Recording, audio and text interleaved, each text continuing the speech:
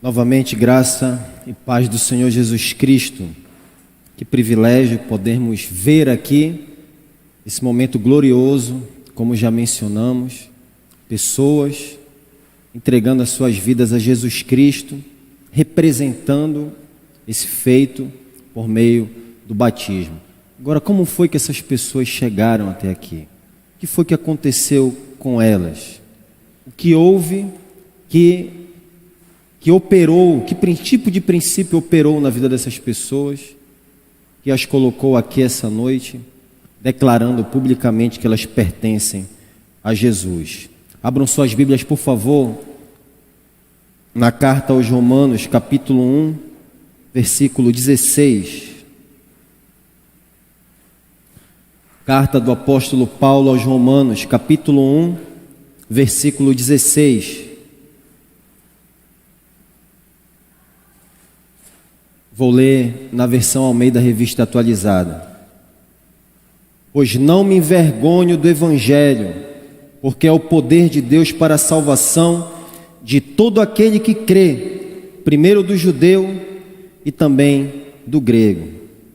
Pai, nós pedimos ao Senhor que nos ajude a entender, a fazer conhecido o mistério do Evangelho essa noite, ó Pai. Abre o entendimento daquelas pessoas que tiveram os seus olhos vendados pelo Deus deste século, o diabo. Em nome de Jesus, amém. Observem o Novo Testamento, e eu tenho certeza que todos irão concordar comigo, que um dos ensinos mais óbvios e explícitos é a verdade proclamada em nosso texto hoje, ou seja, o Evangelho é o poder de Deus para a salvação de todo aquele que crê. Ou, como o apóstolo Pedro, expressou em Atos 4:12, o tema, a divisa da nossa campanha de missões nacionais. Ele disse, se referindo a Jesus, Atos 4:12, não há salvação em nenhum outro, não há nenhum outro nome debaixo do céu em toda a humanidade, por meio do qual devamos ser salvos. Em outros lugares das Escrituras, a questão da salvação está sempre ligada diretamente ao Evangelho. Olha só as palavras do Senhor Jesus, afirmando que a parte do Evangelho não há salvação. Nós lemos em Marcos, capítulo 8, versículo 35. Marcos, capítulo 8, versículo 35, caso você deseje tomar nota ou ir acompanhando na sua Bíblia. Marcos 8:35. Quem quiser, pois, salvar a sua vida, perdê-la-á. E quem perder a vida por causa de mim e do Evangelho, salvá-la-á. Observemos também Jesus reiterando esse princípio de modo mais claro ainda, na ordem final e absoluta que ele deu aos seus discípulos, em Marcos capítulo 16, versículos 15 e 16. É só você ir mais adiante um pouco no Evangelho de Marcos, em que você já está. Marcos 16, 15 e 16, nós lemos o seguinte: e disse-lhes, Jesus aqui no caso, ide por todo o mundo e pregai o Evangelho a toda criatura. Quem crê e for batizado será salvo. Quem, porém, não crê será condenado. O mesmo princípio, essa mesma conexão entre o Evangelho e a salvação, também está presente no ensino do apóstolo Paulo, e esta verdade controlava todo o seu ministério. Escrevendo aos cristãos coríntios, o apóstolo dos gentios diz, 1 Coríntios, capítulo 15, versículo 2, irmãos, quero lembrar-lhes o Evangelho que lhes preguei, o qual vocês receberam e no qual estão firmes. Atenção aqui, por meio deste Evangelho, vocês são salvos, desde que se apeguem firmemente à palavra que lhes preguei. Caso contrário, vocês têm crido em vão. Embora outros exemplos possam ser citados, eu penso que o texto que nós observamos aqui, ou os textos que nós observamos, são suficientes para demonstrar o princípio de que o Evangelho é o poder de Deus para a salvação E isso é repetido em todo o Novo Testamento, é enfatizado em todo o Novo Testamento, que o Evangelho é o poder de Deus para a salvação. A Bíblia nos mostra, e a história da humanidade comprova, que o homem mais capaz, ele não pode salvar a si mesmo, mas o Evangelho é o poder de Deus para a salvação de todo aquele que crê, até mesmo dos piores homens. E por essa razão, eu também estou aqui essa noite. Essas são duas verdades fundamentais do cristianismo e que servem como um ponto de partida para nós, para a apresentação do Evangelho. Primeiro, o homem não pode salvar a si mesmo. Segundo, o Evangelho de Jesus Cristo é o poder de Deus para a salvação de todo aquele que crê. Então nós vamos examinar estes dois pontos aqui. Primeiro, por que o homem não pode salvar a si mesmo? Qual é o ensino geral da Escritura sobre a condição incapacitante do homem? O apóstolo Paulo, relembrando os crentes efésios da condição deles antes deles crerem em Cristo, ele nos responde, nos dá essa resposta utilizando termos fúnebres. Efésios capítulo 2, versículo 1. Efésios 2:1 diz assim: vocês estavam mortos em transgressões e pecados, nos quais costumavam viver segundo a presente ordem deste mundo e o príncipe do poder do ar, o espírito que agora está atuando nos que vivem na desobediência. Observe que o apóstolo Paulo diz aqui que nós estávamos mortos em transgressões e em pecados. O que Paulo está dizendo é que os efésios, os cristãos efésios, estavam vivos fisicamente, mas espiritualmente eles eram cadáveres. Considerando essa figura aqui que o apóstolo Paulo está utilizando, a figura de um cadáver, o ponto do apóstolo Paulo, então, no argumento que se segue na carta aos Efésios, ao longo de toda a carta aos Efésios, é este daqui: da mesma maneira que é impossível que o morto ressuscite a si mesmo, é impossível um homem dar vida espiritual a si mesmo. Da mesma maneira que é impossível que o morto ressuscite a si mesmo, é impossível o homem dar vida espiritual a si mesmo. E o que ocorreu para que o homem chegasse a essa condição deplorável aqui que Paulo está nos dizendo? Não podemos entender, nós nunca vamos poder compreender o porquê dessa condição geral da humanidade, toda a sua conduta, a parte dos primeiros 4 capítulos do livro de Gênesis. Ali nos é dito tudo sobre a origem da criação de todas as coisas, especialmente do gênero humano. A morte espiritual, bem como a física, nos é dito ali. É a herança da rebelião de Adão, o primeiro homem contra o Deus santo e justo, o nosso Criador. Deus criou Adão, o colocou no jardim do Éden, proveu todas as suas necessidades, além de dar a Adão uma ampla liberdade, salvo uma restrição apenas, que está em Gênesis 2,16, texto que a maioria de nós conhecemos. A ordem de Deus para Adão foi: não coma da árvore do conhecimento do bem e do mal, porque no dia em que dela comer, certamente você morrerá. Mas nós sabemos, no entanto, que Adão pecou comendo do fruto. E Deus, que é santo e justo, que nos criou para a sua glória, manifestou toda a sua ira contra o pecado de Adão, aplicando uma dupla pena de morte naquele fatídico dia no jardim do Éden. A primeira é imediata e mais grave. Adão, ele morreu espiritualmente ao ser expulso da presença de Deus, ao ser expulso do jardim do Éden. A segunda, ela é progressiva. Adão morreu fisicamente, mas não imediatamente, e sim de modo gradual. Esse foi o legado de Adão ao mundo: morte espiritual, bem como física, por causa do pecado. Certamente, irmãos, nós temos conhecimento de muitas tragédias destroçando a humanidade ao longo dos séculos.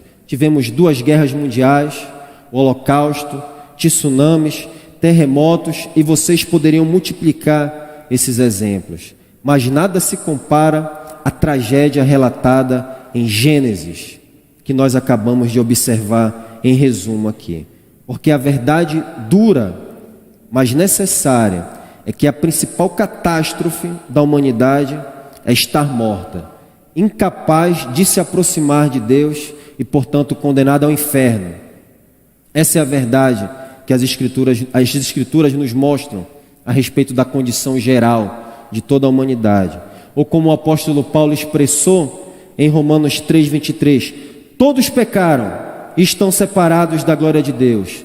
Em outras palavras, todos estão espiritualmente mortos e, portanto, cegos para a beleza de Cristo. O homem sem Deus, ele está morto espiritualmente. Esse é o ensino geral das Escrituras sobre a condição do homem. Portanto, a conclusão de Davi, diante desse quadro trágico, no Salmo 49, versículos 7 e 8, é a seguinte: Salmo 49, versículos 7 e 8. Ninguém pode salvar a si mesmo da morte e pagar o resgate a Deus. O preço para resgatar uma vida é altíssimo e ninguém é capaz de pagar o preço suficiente. É o que a Escritura nos informa. A despeito do ensino da Escritura, querido amigo, uma áurea de otimismo em relação ao progresso do homem está impregnada na sociedade e, infelizmente, também em parte da igreja. Eu não hesito dizer que o que contribuiu para fortalecer e consolidar, alargar, difundir esse pensamento foi a Revolução Industrial, na segunda metade do século XVIII. Ali, o orgulho geral era que as armas do sistema feudal estavam sendo trocadas pelas máquinas da Revolução Industrial. Havia o sentimento, a crença, a ideia de que o homem estava evoluindo. E toda essa crença sobre o progresso do homem ganhou ainda mais força no século XIX com a teoria do evolucionismo. E o ensino prevalecente a partir de então é que todos estamos gradualmente evoluindo para um tipo superior, o homem perfeito. Lembro-me de ter lido um artigo que ilustra perfeitamente essa teoria e toda essa atitude positiva em relação ao homem. O articulista afirmava, apoiado numa pesquisa sob o rótulo de científica, que o cérebro do ser humano crescerá 3 vezes mais em 1 milhão de anos, elevando a nossa capacidade intelectual. Apesar de não ter base científica, isso daqui é comprovado. Na verdade, o curioso é que um outro artigo publicado 3 anos depois pela mesma revista, e eu o li, também dando créditos a uma pesquisa intitulada Científica, dizia que no curso de 10 mil anos para cá, o cérebro humano diminuiu equivalente a uma bola de tênis. Então, apesar de não haver base científica para o evolucionismo e os próprios cientistas estarem o tempo todo se contradizendo entre si, essa teoria, além de outras, serviu como útero para o ensino do filósofo Jean-Paul Sartre, que em linhas gerais afirma que o ser humano é construtor da sua essência e da sua salvação por si mesmo. E aí eu vou mais adiante, e eu afirmo que todo esse pensamento aqui se consolidou com a psicologia humanista, um dos ramos da psicologia geral, cujo ensino consiste em dizer que o ser humano tem em si o poder da autorrealização, que o está conduzindo a uma condição superior. Agora, a grande tolice de toda essa crença humanista é que, em meio a toda essa atitude positiva, a toda essa crença no progresso de evolução do homem, eclodiu 2 grandes guerras mundiais no século XIX. No meio de toda essa efervescência desse pensamento, o mundo viu a carnificina de 2 grandes guerras mundiais. E essas 2 grandes guerras mundiais foram um enorme balde de água fria, por assim dizer, em todo esse otimismo, em todo esse pensamento de que o homem estava ascendendo para a salvação e a sociedade também, por conseguinte. Embora a Bíblia e a história, irmãos, comprove a incapacidade do homem para salvar a si mesmo, o mundo pós-moderno insiste em proclamar esta profissão de fé. Eu ainda creio na humanidade. E não a profissão de fé que foi dada aqui essa noite, pelos lábios dos nossos irmãos. Você crê em Jesus Cristo? Sim, eu creio, foi a resposta deles. Mas o mundo diz o contrário. O mundo está dizendo que acredita no homem, apesar de todos os exemplos contrários de que o homem não pode salvar a si mesmo. Pois bem, essa aqui é a má notícia. O homem não está evoluindo coisa nenhuma. Na verdade, o homem está em decadência, está caminhando cada vez mais fundo, está em queda livre, para baixo, e, portanto, não pode salvar a si mesmo. Essa é a péssima notícia e esse é o ensino da Escritura. Nós nunca poderemos entender as boas notícias do Evangelho a parte das más notícias a respeito da condição do homem. A má notícia, ela precede a boa notícia na apresentação do Evangelho.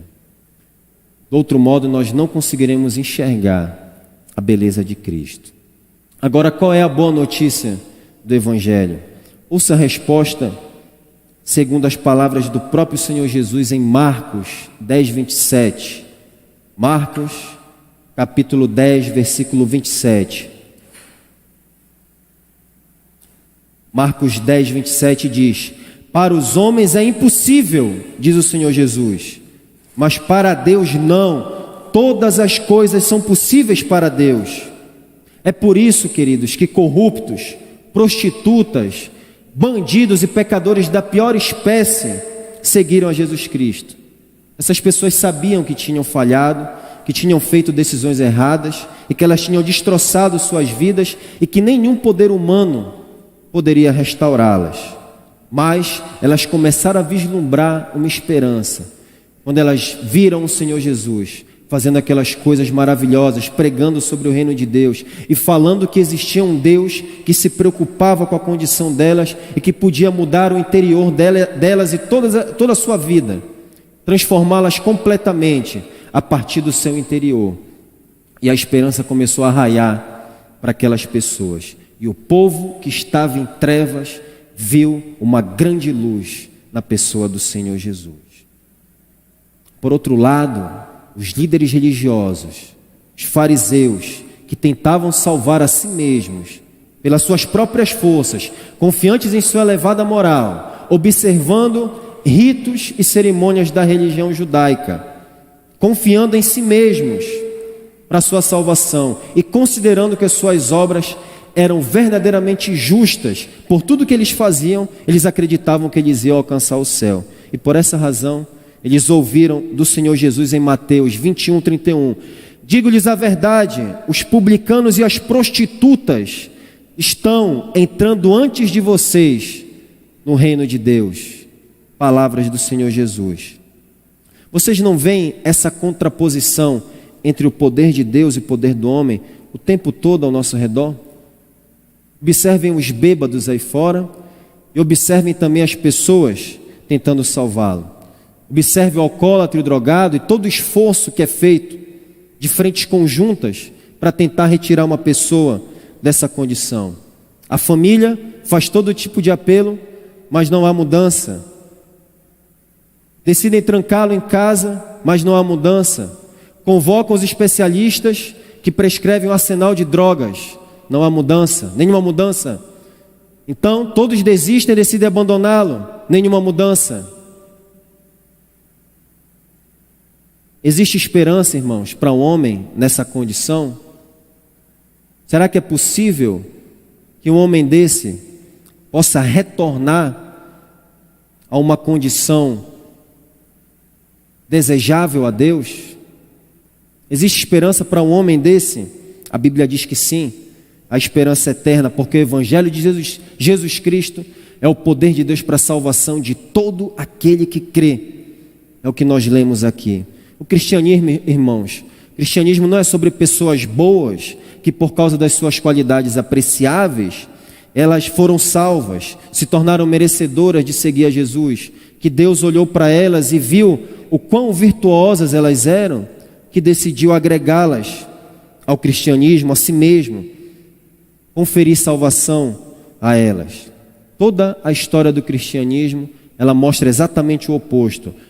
Os piores homens e mulheres, incapazes de salvar a si mesmos, mas sendo salvos por Jesus Cristo, o nosso Senhor. Porque eles se arrependeram dos seus pecados, exatamente porque eles sabiam que nada tinham de bom em si mesmos, que a sua natureza era completamente corrompida, que todos os desejos, toda a sua inclinação era completamente para o mal, desde a queda. Jesus não disse que são os sãos que precisam de médico. Jesus disse que são os perdidos. Ele veio para os perdidos. E a igreja, nós nunca podemos dar a entender o contrário em nossa evangelização. Ou seja, que o cristianismo é somente para pessoas boas, ou para pessoas que apresentam algumas qualidades específicas, ou pessoas de determinada classe social, ou pessoas dotadas intelectualmente. De maneira nenhuma. O cristianismo ele é para pecadores, como eu e você. Toda a categoria de pecadores, dos mais diversos grupos, o cristianismo é para pecadores. E nós pregamos como tendo audiência formada por pecadores. Não por intelectuais, não para agradar as pessoas, mas o cristianismo é pregado, o evangelho anunciado para pecadores. O antigo e o poderoso evangelho, irmãos, consiste em anunciar que pecadores arrependidos são salvos por depositarem toda a sua confiança no fato de que Deus amou o mundo tão apaixonadamente, que enviou o seu único Filho para viver como homem, uma vida de perfeita obediência em nosso lugar, e também morrer no nosso lugar, recebendo todo o castigo de Deus contra o pecado da humanidade, embora sendo inocente. Mas a morte não deteve. Deus o levantou dos mortos 3 dias depois, e por isso Deus o exaltou sobremaneira, a mais alta posição. Ele deu o nome que está acima de todo nome, para que ao nome de Jesus se dobre todo o joelho no céu, na terra e debaixo da terra, e toda língua confesse que Jesus Cristo é o Senhor, para a glória de Deus Pai. Amém. Qual é o seu pecado e a sua fraqueza? Você que veio aqui essa noite. Nenhum poder humano pode transformar a sua própria vida, mas o evangelho de Jesus Cristo é o poder de Deus para a salvação de todo aquele que crê. Observe todas essas pessoas aqui ao seu redor. Observe as pessoas que foram batizadas aqui essa noite. Observe a pessoa que te convidou para estar aqui essa noite. Elas não seguem Jesus porque elas são as melhores, porque elas eram boazinhas. Ouça os seus testemunhos e vocês vão ver que a maioria das pessoas que estão aqui são porque eram as piores nas suas casas, nas suas famílias. Não porque elas tinham algo desejável a Deus que atraísse a atenção de Deus, mas em determinado momento da sua vida, elas ouviram do evangelho do Senhor Jesus Cristo, que Jesus Cristo salva pecadores, até mesmo os piores, e elas entregaram a sua vida a Jesus, e as suas vidas foram radicalmente transformadas. Ouça o testemunho dessas pessoas, porque Deus escolheu as coisas loucas desse mundo para envergonhar as sábias. Deus escolheu as coisas fracas desse mundo para reduzir a nada as que são, para que ninguém se vanglorie diante dele. É por causa de Jesus Cristo que nós permanecemos em Deus, tão somente por causa dele. Portanto, querido, você que nos visita essa noite, eu digo amorosamente, se você ainda acha que é uma pessoa boa e que isso automaticamente te conduzirá ao céu, você não pode ser salvo ainda, pelo menos não agora. Se você tem esse pensamento ainda no seu coração, você está caminhando para o inferno e você precisa reconsiderar essa questão. Como se Deus estivesse fazendo o seu apelo por meu intermédio. Por amor a Cristo eu suplico, arrependa-se e submeta-se ao poder de Deus. Esse é o chamado do evangelho para a sua vida. Esse é o chamado do evangelho que as pessoas que estão aqui, que se batizaram esta noite, responderam. E que nós, por meio do batismo, dramatizamos aqui. Declaramos publicamente que o evangelho do Senhor Jesus Cristo é o poder de Deus para a salvação de todo aquele que crê. Existe alguém entre nós aqui que deseja entregar a vida a Cristo essa noite? eu quero falar ao seu coração, falar com você, que talvez esteja fugindo de Deus, que tem considerado Cristo como desprezível, que tem zombado do Senhor Jesus Cristo, que tem recusado se submeter a Deus.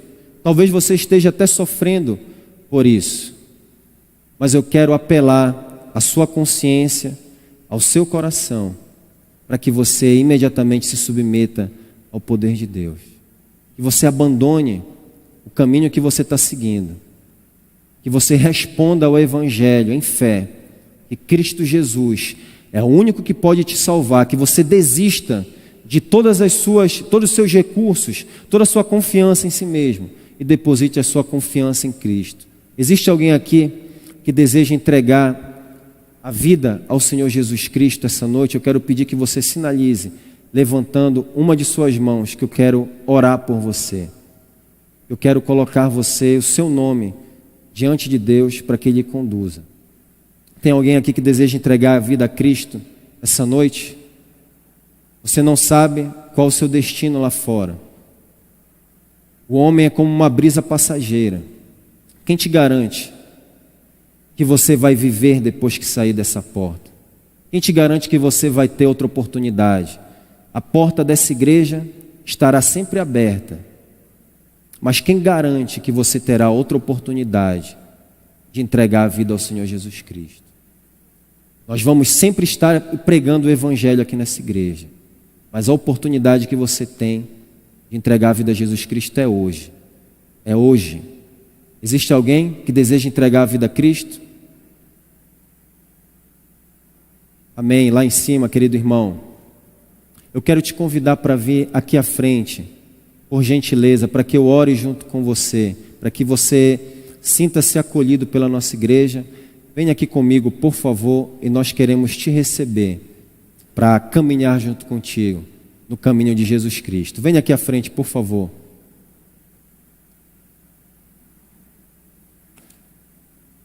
Louvado seja o nome do Senhor, irmãos, porque houve salvação na casa de Deus. Eu quero convidar o pastor Raik também para orar junto comigo aqui pela vida desse querido que sinalizou que deseja entregar a vida ao Senhor Jesus Cristo.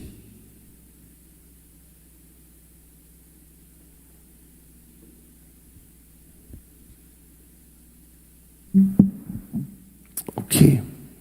Como eu disse ainda há pouco no batistério, há uma grande alegria quando um pecador decide se entregar a Jesus.